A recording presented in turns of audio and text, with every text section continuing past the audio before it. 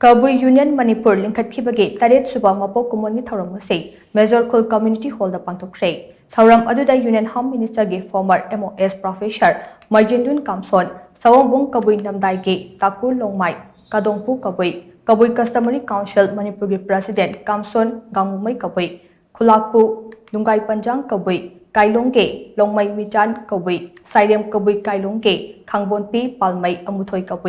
Kabui Women's Organization Manipur gi President Faumai Puiduna Kabui Federation of Haumi gi President Sapamcha Jadumani Indigenous Mothers Association Haumi gi President Dr. Sanat Tamparas Kumar Kabui Union Bisnupur District ki Chairman Jijiten Kabui Amati Kabui Students Organization Manipur gi President Kamai Solomon Kabui Amati Kabui Union Manipur gi President Dr. K. Hera Kabui na sarukhe Thouram aduga mari lainana Kabui Union Manipur gi President Dr. K. Hera Kabui na hai Kabui Union Manipur ase Kabui gi achetpa union leraktabana ipa ipugi puwari nongma mangsin lakpadagi ipa ipu singi puwari gi liklam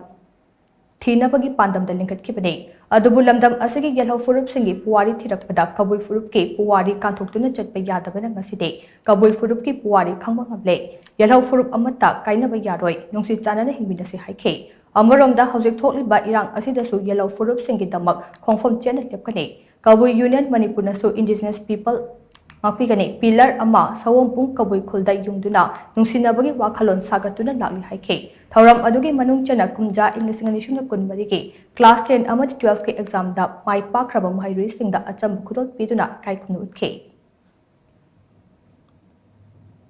Mioi bagi saktam oina thoi pan bagi hingingagi saktam da haibatati angang oina haurok pani hujikti lepa haire mayam thina ko ki CSO mayam sina indigenous mayam sina ko ki yehlomi mayam sina kabui se wari da lyric te iram madigi